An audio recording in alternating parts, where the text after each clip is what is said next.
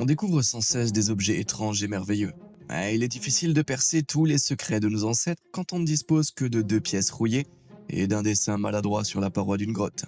Vraiment, il n'est pas étonnant que même les savants en blouse blanche se trompent, alors préparez vos pelles. Mais il ne s'agit pas seulement de gros rochers, il y a aussi de grosses têtes et des têtes encore plus grosses. Quoi?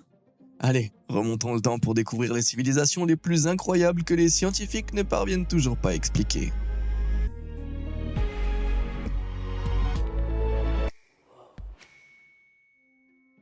La jungle est immense. Saviez-vous que la forêt amazonienne abrite environ 30% de toutes les espèces végétales et animales du monde entier? C'est gigantesque.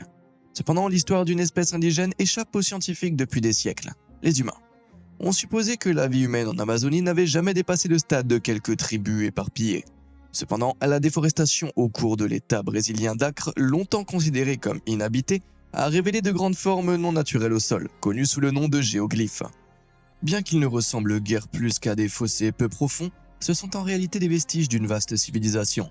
Sur une superficie de 13 000 km², on dénombre environ 450 marques, dont certaines mesurent jusqu'à 400 mètres de large. Bon sang, ces immenses géoglyphes abritaient probablement une sorte de bâtiment cérémoniel, où jusqu'à 1 million de personnes auraient pu se rassembler, il y a encore 550 ans.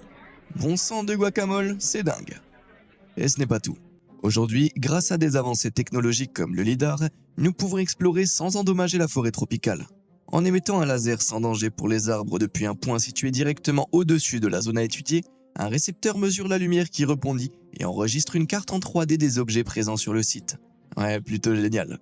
Mais pas autant que ce qu'il s'y cachait. En 2019, les balayages du sud-ouest du bassin amazonien ont révélé des kilomètres de routes et de sentiers surélevés, et même des pyramides de plus de 21 mètres de haut. Pas moins de 26 sites de peuplement distincts ont été découverts, dont 2 s'étendaient sur au moins 100 hectares chacun. Cela équivaut à 330 terrains de football. Le mystérieux peuple de Khazarab a vécu ici pendant des centaines d'années, puis a tout simplement disparu vers 1400 après Jésus-Christ. Les conquistadors européens les ont probablement chassés, mais nous n'en sommes pas certains. Quoi qu'il en soit, construire une gigantesque communauté au cœur de la jungle est impressionnant. Attendez une seconde, je viens d'avoir une idée folle, réfléchissez-y. Une immense communauté vivant ensemble aurait besoin de cultiver des tonnes de nourriture et de plantes, n'est-ce pas? Et si l'Amazonie n'avait pas été à l'origine une jungle? Et si, après la disparition du peuple Khazarab, leur culture avait poussé de manière un peu incontrôlée? Ce n'est qu'une théorie, mais 95% de cette métropole reste encore inexplorée, qui sait? Peut-être y a-t-il là-dedans quelque chose d'encore plus fou. Malheurs familiaux. Vous et moi sommes plutôt intelligents, mais nous ne sommes peut-être pas les humains les plus intelligents qui aient existé. Nous ne sommes peut-être même pas l'espèce la plus intelligente qui ait existé. Depuis 1913, des fossiles de crâne partiels découverts à travers l'Afrique du Sud ont révélé un nouveau candidat potentiel au titre de l'espèce la plus intelligente, l'homme de Boskop. Cette espèce présumée éteinte, semblable à un humain, aurait pu vivre il y a encore 10 000 années. Mais comparé aux nôtres, leur crâne laissait supposer qu'ils avaient des crânes exceptionnellement volumineux. Ce qui signifie que le cerveau de nos frères à la grosse tête aurait pu être pas moins de 30 fois plus gros que le nôtre. Leur QI moyen aurait été d'environ 149, ce qui placerait le Boskop moyen parmi 0,05% des personnes les plus intelligentes vivant aujourd'hui. Mais si ce vieux génie de Boskop est tellement plus intelligent que nous, comment se fait-il que nous soyons encore en vie et pas lui?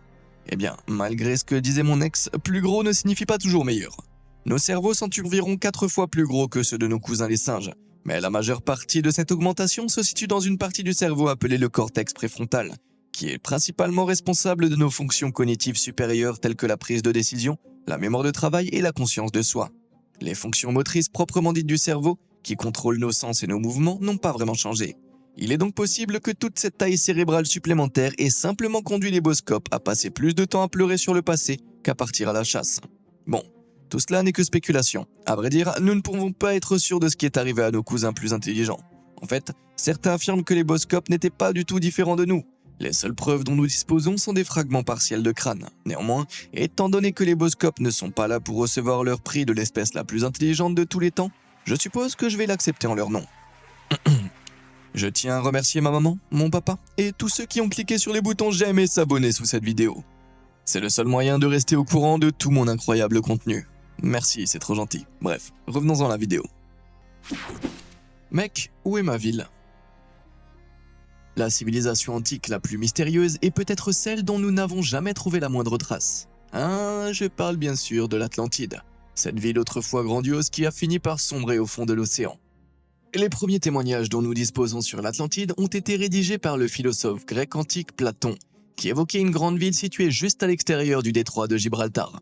Cependant, rien ne permettait d'affirmer que l'Atlantide de Platon avait réellement existé. Pendant des millénaires, les gens ont simplement supposé qu'il avait créé une version idéaliste de sa ville natale, Athènes.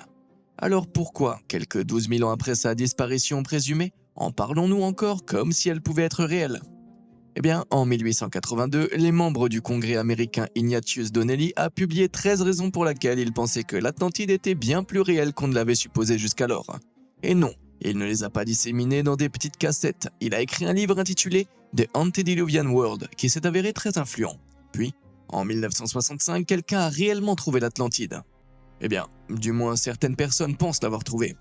Il s'agit de la structure de Richat, un dôme géologique de 40 km de large découvert en Mauritanie, en Afrique. Je ne plaisante pas, cette chose est si immense qu'on ne peut en voir l'étendue totale que depuis l'espace. C'est d'ailleurs ainsi qu'elle a été découverte. 2 astronautes survolant le désert du Sahara avaient repéré cet œil géant qui les fixait et avaient pensé être tombés sur la découverte archéologique la plus importante de tous les temps. Hélas, rien de concret ne la relie à l'Atlantide. On pense que la structure de Richat s'est formée à la suite d'une activité volcanique il y a environ 100 millions d'années. Mais voyons, ça a l'air plutôt suspect, On dirait qu'on est plus près de la vérité. Qu'en pensez-vous? L'Atlantide est-elle réelle ou s'agit-il d'un tas de vieilles sornettes? Faites-le moi savoir dans les commentaires ci-dessous. Un petit voyage dans le passé. Que votre maison soit grande ou petite, nous aimons tous notre foyer. En fait, il faudrait être fou pour souhaiter du mal à son humble demeure ou à celle qui ne l'est pas tant que ça. Mais si vous viviez avec le peuple de Cucuteni-Tiripila, qui s'est installé en Europe de l'Est il y a environ 7500 ans, le foyer n'était pas tant là où se trouve le cœur, mais plutôt là où se trouve le foyer. Pourquoi? Parce qu'ils incendiaient régulièrement leur propre village. Vous avez bien entendu. Les découvertes archéologiques montrent que tous les 60 à 80 ans, ils sortaient les allumettes pour procéder à l'incinération de leurs habitations. La question brûlante, bien sûr, c'est de savoir pourquoi. C'était bien avant l'apparition de l'assurance habitation, et ils n'essayaient donc pas de toucher une indemnité. Et cela se produisait bien trop régulièrement pour être accidentel. Mais nous n'en sommes pas certains, mais l'une des principales théories est que s'ils étaient animistes, c'est-à-dire qu'ils croyaient que les objets avaient une âme. Et ils croyaient donc peut-être que leur maison était vivante, et une fois que la maison arrivait en fin de vie, il était temps de lui offrir des funérailles en bonne et due forme. Cela dit, réduire en cendres pas moins de 3000 bâtiments tous les 60 ans juste pour les reconstruire semble demander beaucoup d'efforts. La dernière fois que j'ai eu envie de changer un peu les choses, je me suis concentré de retourner mon lit. Les Mycéniens disparus. Honnêtement, je suis tellement tête en l'air que je perds des choses tout le temps. Mais même moi, j'aurais du mal à perdre toute une civilisation. Comme je sais pas moi, les Mycéniens de la Grèce antique. Bien qu'ils aient été les pionniers de la société grecque antique et de véritables précurseurs en architecture, en ingénierie et en langue en 1050 avant Jésus-Christ, ils ont réussi à se perdre complètement eux-mêmes. Sérieusement, ils ont carrément disparu. Disparu. Mais alors comment l'une des sociétés les plus développées de son époque a-t-elle pu soudainement cesser d'exister? Eh bien, c'est l'une des plus grandes énigmes non résolues de l'histoire. Il existe de nombreuses hypothèses sur ce qui aurait pu se passer. Peut-être s'agissait-il d'une invasion par une civilisation voisine, comme les Doriens. Peut-être y a-t-il eu des troubles internes qui ont conduit à une guerre civile. Ou peut-être une catastrophe naturelle majeure, comme une éruption volcanique ou une inondation gigantesque, les a-t-elle tous anéantis? Aussi insatisfaisant que cela puisse être, nous n'en savons tout simplement rien. Quoi qu'il en soit, c'était grave. Vraiment grave. La période qui a suivi la disparition des Mycéniens est une véritable zone morte, connue sous le nom d'âge sombre grec. C'est comme s'ils s'étaient évaporés et avaient emporté avec eux les 300 années d'histoire suivantes. Ouais, ça me rappelle cette fois où mon père est allé faire un saut au magasin pour acheter du lait et des clopes. Quelque chose dans l'eau. Vous est-il déjà arrivé de sauter dans une flaque d'eau et de vous rendre compte qu'elle était un peu plus profonde que ce que vous ne pensiez? Ouais, non, moi non plus. Mais si vous aviez vécu dans le village de Xi'an-Beikun, dans le Zhejiang en Chine, il y a quelques décennies, et que vous l'aviez fait, vous vous seriez probablement retrouvé plus que légèrement mouillé. En effet, en 1992, des agriculteurs locaux ont asséché 5 étangs sans prétention et ont découvert un gigantesque réseau de 24 salles caverneuses cachées sous ceux-ci. Ouais, et je veux dire gigantesque. Juste en dessous des 5 étangs se trouvaient 5 grottes principales, chacune s'enfonçant près de 30 mètres sous terre en couvrant en moyenne pas moins de 1000 mètres carrés. Cela représente plus de 2 terrains de basket chacun. Et il s'avère qu'il existe également 19 autres salles caverneuses, désormais connues sous le nom de grottes de Longyou. Mais le plus étonnant, c'est qu'elles semblaient toutes avoir été minutieusement construites par l'homme. Elles sont soutenues par des piliers, les parois s'élèvent à un angle parfait de 60 degrés et les bandes de 58 cm de large ont été ciselées sur toutes les surfaces. De plus, les ouvertures d'entrée sont toutes orientées du sud au sud-ouest afin de capter un maximum de lumière solaire. Ceux qui ont construit ces grottes devaient être des architectes extrêmement sophistiqués, mais nous n'avons absolument aucune idée de qui ils étaient. Enfin, presque aucune idée. Des fragments de poterie ont été retrouvés à moitié enfouis dans le sol, datant de la dynastie des Han occidentaux, il y a pas moins de 2000 ans. Ouais, ces grottes sont plutôt anciennes. Mais à part cela, nous n'avons toutefois aucun autre indice. Elles ne ressemblent à aucune autre grotte, carrière ou caverne cérémonielle découverte à ce jour en Chine, et auraient pu servir à tout, de mausolées à des camps militaires. Ouais, j'attendrai avec impatience toute nouvelle information. Impossible de ne pas connaître Sirius. Le plus beau cadeau que j'ai jamais reçu, un télescope. Découvrir l'univers, c'est vraiment génial. Mais je suis loin d'en savoir autant que la tribu Dogon. Bien qu'ils vivent en grande partie à l'écart de la société moderne, dans les falaises de Bandiagara, entre le Mali et le Burkina Faso, leurs connaissances sur les planètes et les étoiles sont incroyablement avancées. En fait, ils en savent peut-être plus que nous sur le système stellaire de Sirius. Sirius A, l'étoile du chien, est l'étoile la plus brillante du ciel nocturne. Elle est facilement repérable à l'œil nu. Mais en 1862, les astronomes ont découvert une étoile bien plus faible juste derrière Sirius A, qu'ils ont baptisée avec imagination Sirius B.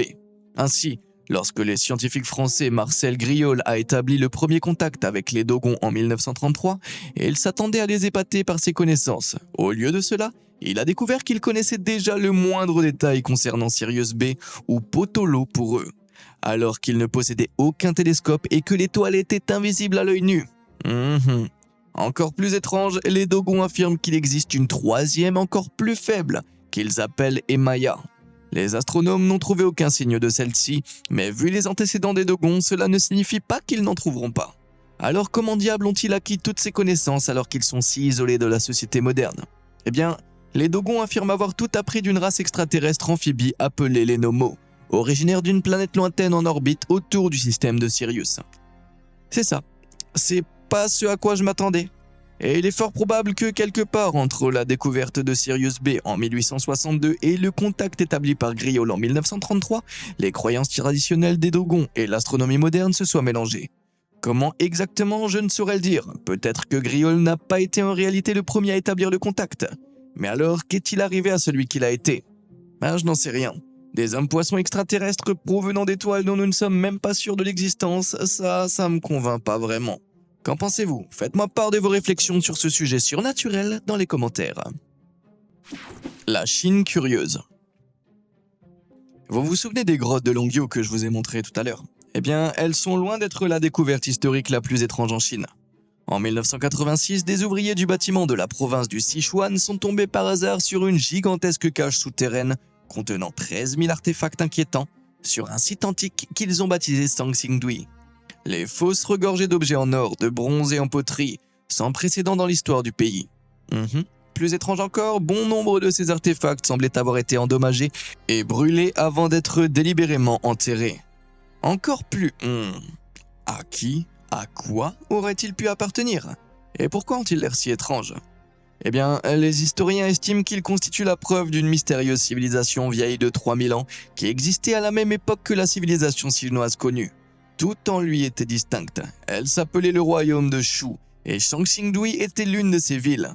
L'une des découvertes les plus frappantes, un immense masque en bronze de 180 kg, représenterait apparemment Kan Kong, un souverain semi-mythique aux yeux exorbités. Il pourrait s'agir de l'une des plus anciennes icônes religieuses de Chine. Le Shu a disparu lorsque la dynastie Qin a unifié la Chine vers 300 avant Jésus-Christ. Il serait pourrait donc que ce soit eux qui aient détruit et enterré toutes les traces du Shu qu'ils ont pu trouver lors de leur prise de pouvoir. Mais nous ne pouvons en être certains. Malheureusement, le peuple Shu ne disposait pas d'une langue écrite, si bien que son histoire s'est perdue au fil des siècles. Pour l'instant, nous n'avons d'autre choix que d'imaginer à quoi ressemblait Sangxingdui et l'ancienne culture du nord de la Chine. Heureusement que j'ai une bonne imagination, n'est-ce pas? Au revoir. Maman disait toujours, mange tes légumes, sinon tu ne grandiras pas et tu ne deviendras pas fort. Comme vous pouvez le constater, je suis toujours pas très fan des légumes verts. Mais il y a environ 1200 ans, les habitants de Non Madol, une cité antique située au large de Pohnpei, en Micronésie, devaient sûrement mieux manger que moi. Et ils avaient besoin de matériaux de construction. Le seul problème, c'est que tout se trouvait de l'autre côté de l'île, à 40 km de là. Pourtant, ces géants polynésiens ont parcouru tout ce chemin, ont fait demi-tour et ont, d'une manière ou d'une autre, ramené la quantité stupéfiante de 750 000 tonnes de roches de basalte lourde tout le chemin du retour. Le paquebot le plus lourd au monde, le Wonder of the Seas, pèse environ 250 000 tonnes. Imaginez donc en transporter 3. Ouais, plutôt incroyable. Honnêtement, j'ai pas la moindre idée de la façon dont ils ont fait ça. Tirer tout cela semble impossible, et le basalte est trop lourd pour flotter autour de l'île. Les légendes locales racontent que de grands oiseaux ou des géants les ont mis en place, ce qui est une hypothèse aussi valable que n'importe quelle autre que j'aurais pu formuler. Et les déplacer n'était que le premier obstacle. Les habitants ont ensuite dû tailler et façonner toute cette roche pour en faire 100 petites îles qu'ils ont construites au-dessus d'un récif corallien au large du continent. Non Madol était le lieu où résidait le premier gouvernement organisé de Pohnpei. C'est pourquoi il a été transformé en une grande capitale. Même aujourd'hui, on peut voir les vestiges du palais de pierre, de sites rituels, de temples et de tombes construits il y a des centaines d'années. Fait remarquable, tout cela a été réalisé sans mortier ni béton. Le poids même des pierres les maintenait en place, certaines pesant jusqu'à 50 tonnes. Ouais, ça paye peut-être pas de mine aujourd'hui, mais à son apogée, il vous aurait fallu de grosses pierres pour vous approcher de cette dynastie imposante et prospère. TP de l'iceberg. Je suis stupéfait de constater que l'agriculture n'existe que depuis environ 10 000 ans, ce qui rend d'autant plus impressionnantes les civilisations qui l'ont précédée. Prenez Göbekli Tepe, ce vaste site vieux de 11 000 ans situé dans le sud de la Turquie, laisse les archéologues perplexes. D'une manière ou d'une autre, des peuples qui ne savaient pas cultiver une pomme de terre se sont rassemblés et ont construit les plus anciens mégalithes en pierre connus au monde. Des maçons ont créé 20 cercles de hauts piliers de pierre, chaque pilier pesant jusqu'à 50 tonnes. Beaucoup mesurent près de 5 mètres de haut et sont gravés de sculptures d'animaux et de formes humaines, offrant un aperçu de cet étrange monde préhistorique. Cependant, les connaissances en mathématiques et en géométrie nécessaires pour réaliser tout cela sont comparables à celles requises pour les grandes pyramides, qui sont apparues quelques 7000 ans plus tard. Tout ce que nous pensions savoir sur les civilisations préhistoriques indique que Göbekli Tepe ne devait tout simplement pas exister. Et pourtant, il est bien là. Certains pensent qu'il servait à des rituels religieux, tandis que d'autres affirment qu'il s'agissait d'une sorte d'observatoire antique. Sans informations plus solides, il est toutefois difficile de savoir qui a raison. Depuis sa découverte en 1994, seuls environ 5% du site ont été fouillés. Je suppose que nous n'avons vu que la partie émergée de l'iceberg. Les cryptes des Kofun. Il faut être un vrai cinglé pour traîner près des cimetières, à moins d'être Indiana Jones à la recherche d'un trésor. Et qui peut dire qu'il n'est pas un peu bizarre? Mais si je voyais des tombes qui ressemblaient à celle-ci, je serais plus que curieux de savoir ce qu'il y a à l'intérieur. On les appelle des Kofun, et il en existe pas moins de 166 000 disséminés à travers le Japon. Le plus grand d'entre eux, le Daisenryo Kofun à Sakai, mesure plus de 300 mètres de large et 480 mètres de long. C'est 2 fois plus long que la grande pyramide de Gizeh. Quel monstre de 150 mètres ont-ils bien pu enterrer là-bas? Eh bien, c'est là tout le mystère, ou plutôt le Kofun Sing. Vous comprenez? Ironiquement, ces cryptes en forme de trous de serrure sont complètement fermées à clé. On ne sait pas vraiment qui ou quoi pourrait s'y trouver. On suppose que le Daisenryo a été construit pour l'empereur Nintoku, le 16e empereur du Japon. Il serait mort en 399 après Jésus-Christ à l'âge vénérable de 109 ans. Mais tant que personne n'y est entré pour vérifier, peut-on vraiment en être sûr? Je ne pense pas. Malheureusement, cela ne risque pas de changer de sitôt. Beaucoup de ces sites sont classés comme lieux sacrés, il est donc illégal d'essayer d'y pénétrer. De plus, Daisenryo est complètement isolé par 3 douves distinctes. Il y avait autrefois un pont, mais il a été détruit par un typhon en 1872 et personne n'a remis les pieds sur le site depuis. Échec cuisant. Mais imaginez tous les trésors insoupçonnés qu'il pourrait y être enfouis. Si jamais il décide d'ouvrir ce vieux Daisenryo, croyez-moi sur parole, ce sera la découverte historique du siècle.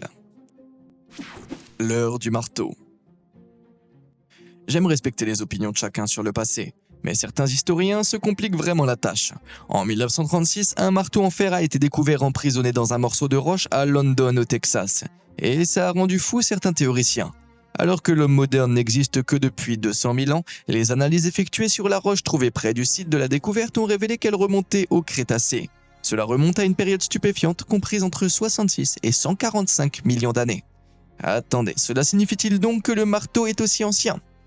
Eh bien, Carl Baugh, qui se proclame génie de la science et qui a acheté le marteau en 1983, en est convaincu. Il estime également qu'il s'agit d'une preuve irréfutable de l'existence d'une ancienne civilisation de géants. Bon, j'ai gaspillé de nombreuses heures et de précieuses cellules cérébrales à essayer de déchiffrer les théories farfelues de Carl. Voici, en tant que créationniste, Carl croit que le monde tel que nous le connaissons a été créé par Dieu il y a environ 6000 ans. Par conséquent, si quelque chose est plus ancien que cela doit provenir d'une terre prédivine méconnaissable. Vous me suivez toujours ? Les tests que Carl a fait effectuer sur le marteau ont montré qu'il contenait du fer et du chlore, dont il affirme à tort qu'ils ne peuvent pas exister sous forme organique dans notre atmosphère. Avant l'intervention de Dieu, cependant, il soutient que l'atmosphère aurait permis à ce composé d'exister naturellement et aurait également transformé toute personne vivante à l'époque, c'est-à-dire les créateurs du marteau, en géants. Ah, désolé, j'ai essayé. Ce type est un crétin. Il n'y a aucune preuve que la roche du Crétacé près de l'endroit où le marteau a été trouvé soit la même que la roche qui l'enveloppe. En réalité, Carl ne laisse personne d'autre effectuer des tests pour vérifier. Suspect, non ? Moi, je pense que oui. De plus, les minéraux présents dans les roches anciennes peuvent se dissoudre et se solidifier à nouveau autour d'objets qui ne sont pas anciens s'ils sont soumis à des pressions adéquates. C'est ce qu'on appelle la concrétion. Ainsi, même s'il s'agissait de la même roche, cela ne prouverait toujours pas qu'il s'agit d'un marteau vieux de 100 millions d'années. Allons donc, je préfère de loin la science aux sornettes farfelues de Carl. Les Romains et leurs rochers. L'Empire romain est l'une des civilisations les mieux documentées de l'histoire antique, mais cela ne veut pas dire que nous savons tout. Au Liban, aux confins de l'ancien empire, 6 énigmes de taille connues sous le nom de pierres de Baalbek continuent de nous laisser perplexes. Les Romains ont taillé et façonné ces pierres colossales à la main dans une carrière, ce qui peut ne pas sembler très impressionnant tant que l'on ne connaît pas leur taille. La plus petite pèse pas moins de 800 tonnes. Et la plus grande atteint un poids colossal de 1650 tonnes, soit environ le poids de 250 éléphants. À titre de comparaison, la plus grosse pierre des grandes pyramides de Gizeh ne pèse que 80 tonnes. Comme si tout cela ne suffisait pas, les 3 plus petites pierres, qui sont toutes sauf petites, ont été déplacées d'environ 1,5 km depuis la carrière jusqu'à leur emplacement actuel. Ouais, il faudrait en toute logique 40 000 personnes pour déplacer un seul bloc. Et puis d'ailleurs, un tel nombre de personnes ne pourrait pas s'agglutiner autour de la plus grande d'entre elles. On a donc émis l'hypothèse qu'un système de poulies avait été utilisé. En creusant une fente sous les blocs avant qu'ils ne soient extraits de la carrière, des rouleaux auraient pu être glissés en dessous. Ainsi, une fois complètement séparés du reste de la pierre, ils se seraient déjà trouvés posés sur des rouleaux prêts à être fixés à un système de poulies. De cette manière, il aurait suffi de 144 ouvriers pour les transporter jusqu'à leur destination au sein du temple de Jupiter. Ce n'est toutefois qu'une théorie. On ne peut pas savoir avec certitude comment cet exploit incroyable a été réalisé. On sait cependant que les 3 plus grosses pierres se sont avérées trop lourdes, même pour les Romains, et qu'elles gisent encore aujourd'hui dans la carrière. Je suppose qu'il est toujours bon de savoir quand on a été battu. Des garde-côtes colossaux. Bon, j'ai travaillé tellement dur ces derniers temps, j'ai besoin de vacances. Peut-être la Sardaigne. Mais si j'y avais vécu il y a environ 3000 ans, il n'y aurait aucune chance que j'ai envie de visiter cette île italienne. Du moins, pas si l'on en croit les légendes. Les mythes locaux racontent que des géants parcouraient autrefois ces terres, et des squelettes d'apparence humaine mesurant plus de 4 mètres ont été découverts sur l'île. Les preuves sont toutefois assez vagues et personne n'a de gros os pour le prouver. Malgré tout, il s'est passé des choses vraiment étranges qui suggèrent qu'il y a peut-être plus que ce qu'on ne pourrait croire à première vue. En 1974, plus de 5000 fragments d'artefacts en pierre ont été mis au jour dans une région de l'île appelée Monte Prama. Mais de manière suspecte, lorsqu'ils ont été envoyés au musée voisin, ils n'ont pas été exposés. Au lieu de cela, ils ont été immédiatement entreposés dans une chambre forte souterraine, où ils sont restés enfermés pendant près de 30 ans. Ça me semble louche. Lorsqu'ils ont finalement été sortis en 2005, les fragments ont été rassemblés et se sont avérés être, devinez quoi, des statues d'hommes géants, 38 pour être précis, d'une hauteur de 2,40 m. Et elles sont un peu plus petites que les squelettes dont on parle, mais restent tout de même extrêmement impressionnantes. On pense qu'elles ont été sculptées par le peuple des Nurag, qui vivait sur l'île il y a plusieurs milliers d'années, et qu'elles le représentent. Outre ces statues géantes, les Nurag ont également construit plus de 8000 de ces immenses édifices en pierre. Je dis pas que les Nurag étaient des géants, mais ce peuple semblait vraiment aimer des choses un peu plus grandes que la moyenne. Je me demande à quoi aurait ressemblé leur civilisation à son apogée. Des statues encore plus grandes auraient-elles pu monter la garde autour de l'île? Statues qui auraient depuis été perdues au fil du temps. Ah, je sais pas, peut-être que je m'emballe un peu.